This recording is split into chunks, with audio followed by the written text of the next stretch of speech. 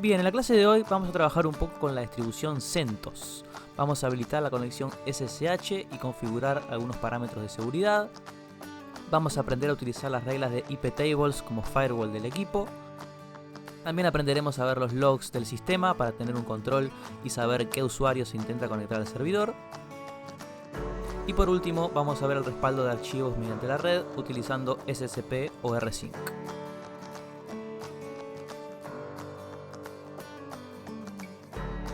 Lo primero que tenemos acá son dos equipos. Uno va a ser el servidor con CentOS y el equipo cliente, en este caso con Windows 10. La configuración debería ser la siguiente: ambos equipos conectados a una misma red y el servidor con una segunda tarjeta de red en modo NAT para poder tener salida a internet y descargar algún paquete que vamos a necesitar. Siempre hablando de VirtualBox, la configuración es bastante sencilla y ya lo hemos hecho otras veces. Podemos ver la IP del equipo cliente, que es la 192.168.1.2/24, y vamos a configurar la tarjeta de red que se va a comunicar con esta desde el lado del servidor. Si vemos, aquí tenemos la que sale a internet o la que se conectaría con un router, por ejemplo, y vamos a configurar con este comando la 1.1 en la interfaz ENP0S8. ¿Sí? Esto ya lo hicimos en videos anteriores, cualquier cosa pueden verlos nuevamente a modo de repaso. Lo que vamos a hacer ahora es instalar el servicio OpenSSH, que generalmente ya viene instalado en las últimas versiones de CentOS, pero por las dudas ejecutamos yum install. Yum es el gestor de paquetes de Red Hat y derivados, y el paquete a descargar. En este caso nos dice que se encuentra instalado en su versión más reciente y no hay nada por hacer, pero si no estuviera, comenzaría con la descarga. Una vez el servicio está instalado, podemos chequear su estado con la herramienta systemctl, status, sshd. Recordemos que la palabra status puede ser sustituida por restart si queremos reiniciarlo, podemos pararlo con stop, etc. Activo y corriendo es lo que deberíamos ver. El demonio está corriendo, escuchando en todas las interfaces por el puerto 22. Esta es la configuración por defecto, pero podríamos modificarla. Para editar la configuración del servicio, simplemente modificamos el archivo sshd-config que se encuentra en esta ruta.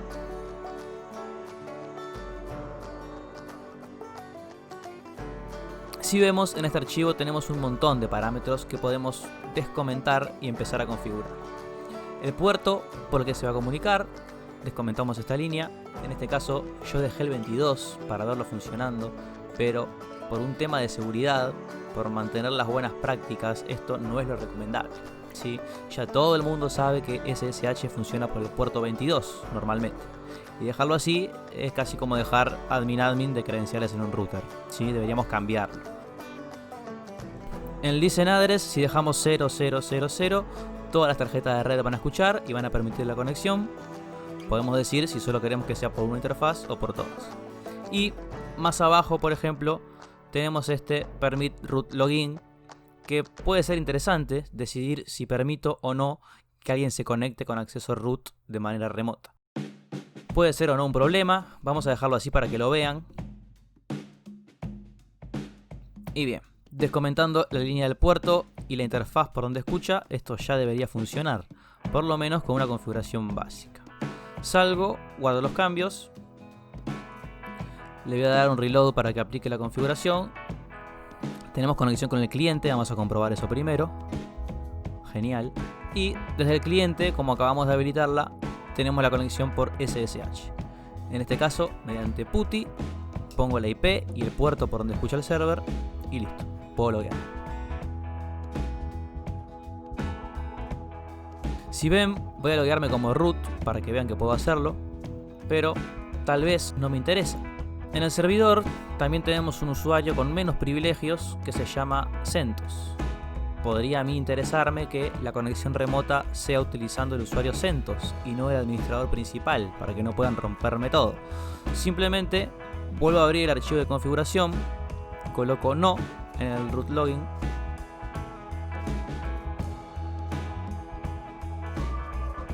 E incluso si quisiera, puedo buscar la línea o agregar al final el allow users y explicitar exactamente con qué usuarios podrían entrar, cada uno con sus permisos correspondientes. Obviamente estos usuarios deben existir, deben estar creados en el servidor.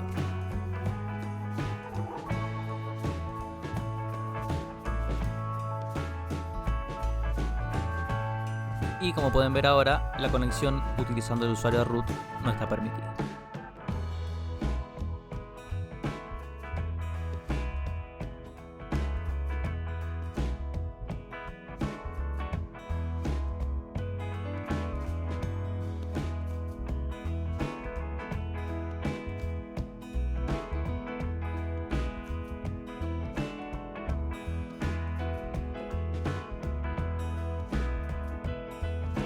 Bien, ahora imaginemos que yo soy el administrador de este servidor y me interesa saber quiénes son los que accedieron de forma remota, desde qué máquinas, a qué hora.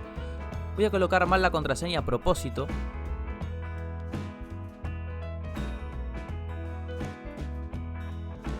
Para que vean que todo esto queda registrado en el sistema. Todo lo que pasa en el servidor queda registrado. Solamente es saber interpretar lo que se conoce como logs del sistema. ¿Qué son los logs? Log en sistemas se utiliza para referirse a un historial, a una base de datos de acontecimientos, por lo general asociados a un proceso o aplicación en particular. Por ejemplo, en CentOS, si yo me dirijo a raíz var log, voy a ver un montón de archivos donde se guardan varios registros de las cosas que sucedieron. De hecho, puedo ver que procesos como cron, que ya vimos, dejan un registro de lo sucedido. Esto también lo hace MySQL, por ejemplo, si lo tuviéramos corriendo, y otros servicios. Cosas básicas que podríamos ver acá. Por ejemplo, este pequeño archivito boot.log. Si yo veo el contenido de este archivo, voy a encontrarme con un registro de qué se cargó y no al iniciar el sistema, en el último inicio. Si algún servicio dio error o pasó algo inesperado, podría verlo aquí, ¿sí? Queda guardado en este archivo boot.log.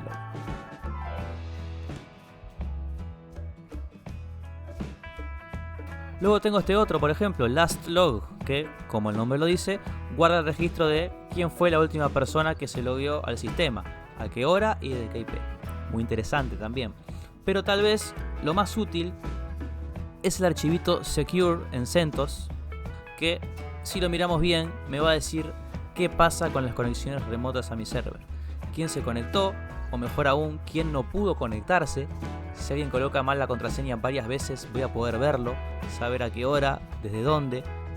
Puede ser un poco engorroso, pero si usamos un poco la imaginación, podemos filtrar con grep, por ejemplo, y ver los intentos fallidos, o incluso hacer un pequeño programita para poder interactuar con estos logs, filtrar lo que necesito y saber qué es lo que está pasando dentro del servidor en todo momento. Ya para ir terminando, quiero mostrar otro ejemplo de firewall. En clases anteriores vimos que existía UFW, una aplicación que viene por defecto instalada en casi todas las versiones server de Ubuntu. Este servicio no viene en CentOS, se puede descargar obviamente, pero quiero mostrarles el funcionamiento del firewall de una forma más clásica, y es utilizando el comando iptables de Linux. Este iptables ya viene en todas las distribuciones modernas y más antiguas de Linux, y es más, no es ni siquiera una aplicación, sino que está integrado en el mismo kernel, o sea, es parte del sistema operativo. Con iptables podemos ver las políticas aplicadas, simplemente escribiendo iptables-L. Vamos a pedir que nos muestre las reglas de entrada, podría poner output por ejemplo para ver las de salida, y que las liste con un número de línea para mayor comodidad. Y acá estoy viendo las políticas de entrada de paquetes para este equipo, y hay varias cosas interesantes que decir. Primero que nada, hay que entender que estas reglas se validan en orden, es decir, al llegar un paquete se valida contra la primera regla, si no cumple con la condición, con la segunda, y así hasta que alguna regla diga exactamente qué hacer con ese paquete, si puede pasar o no, si hay que redireccionarlo, etc. Si dos reglas tienen las mismas condiciones, se va a aplicar la que aparezca primero, ¿sí? En este caso, tenemos una política totalmente permisiva. Si vemos la regla número 1 de entrada, dice claramente aceptar todos los paquetes que vengan de cualquier lado. Eso quiere decir este 0.0.0 y que vayan a cualquier lado. Por lo tanto, por defecto damos vía libre. Por lo general esto no es lo más seguro, ¿verdad? Yo debería cerrar todo y permitir a mano solo las conexiones que me interesan para asegurarme que no se me escapa nada y tener un mayor control. Podría eliminar todas las reglas con un iptables-f y la lista, o en este caso lo que voy a hacer es con un iptables-i indicarle en qué posición voy a fijar una regla, la voy a poner en primer lugar y le indico con un "-s" de source el origen y voy a decirle todo lo que venga de la red 1.0 utilizando los protocolos TCP y por el puerto 22, acción a realizar drop. ¿Sí? Y esta es una sintaxis básica de una regla de iptables. El "-i" me deja indicar en qué posición. Podría poner un "-a" si no me importara la posición y la puedo agregar al final del todo. Luego, qué tipo de regla es. En este caso, de entrada, puedo fijar un origen como una red, un equipo puntual, una interfaz, especificar puertos, protocolos y con el "-j" la acción. En este caso, descartar.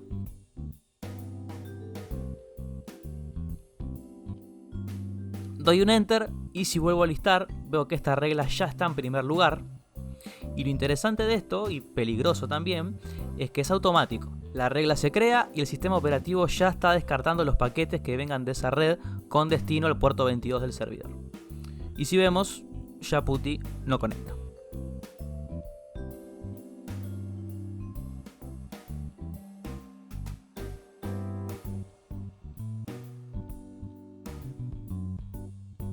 ¿Sí? Puedo con "-d" borrar la línea 1 de la tabla input. Me fijo, esa regla ya no existe y la regla que se aplica es la que está ahora en primer lugar, por lo tanto me deja pasar.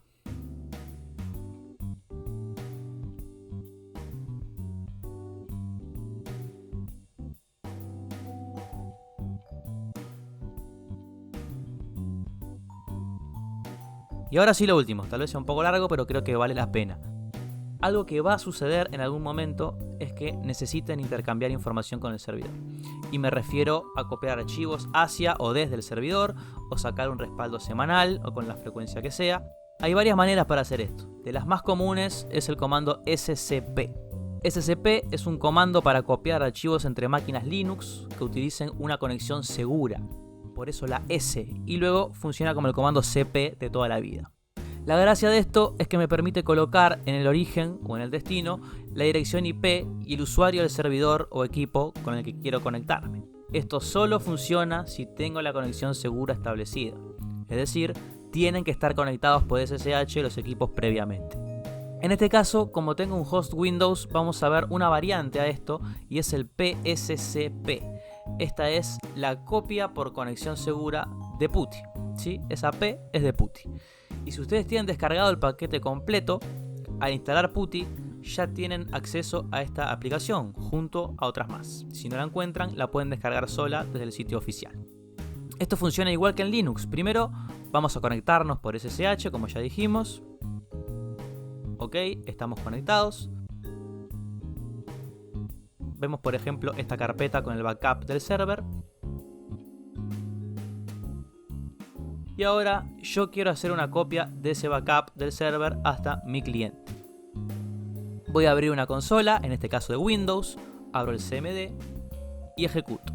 PSCP, si fuese entre equipos Linux esa P no iría. El puerto de la conexión, que es el 22, si dejamos el puerto por defecto tampoco haría falta colocar esto. Y un "-r" en este caso porque pretendo copiar un directorio con todo su contenido. Luego en origen coloco el usuario mediante el cual tengo la conexión remota SSH, arroba la IP del server, 2 puntos y la ruta completa de lo que quiero copiar. Y el destino, como es este equipo, coloco solo la ruta. Recordemos que las diagonales, es decir, los distintos niveles en el sistema de directorios, son inversos en Windows y en Linux. Enter, me va a pedir la contraseña del servidor y listo. Ya copié en mi escritorio, utilizando la red, mediante un canal seguro, el respaldo del servidor.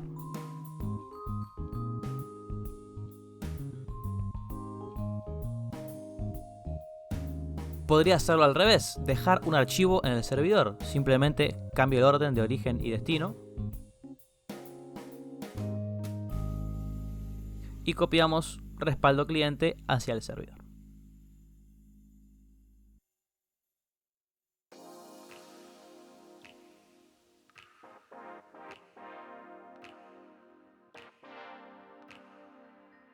Esto es muy útil para realizar copias de respaldo en forma remota y pueden bien hacerlo con Windows, con PSCP o entre equipos Linux con SCP.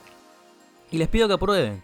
Esto, sumado a Chrome por ejemplo, puede ser interesante para programar el respaldo automático un día a la semana y en un horario puntual. O incluso si quiero hacerlo desde el cliente, me puedo hacer un .bat en Windows que al ejecutarlo me trae el respaldo del server. Tiene varias posibilidades. Les dejo como tarea, y con esto terminamos, que investiguen el comando rsync. Es muy interesante, similar a SCP en su sintaxis, pero con determinados modificadores que lo hacen eficiente para grandes volúmenes de información. Por ejemplo, si quiero respaldar 2 teras, me permite comprimir la información e incluso solo copiar los archivos que fueron modificados, no copia los 2 teras completos, ¿sí? Y me asegura de siempre contar con la última versión de los datos de una forma eficiente. Lo dejo para que lo investiguen, cualquier consulta me avisan y nos vemos en la próxima clase. Chau, chau.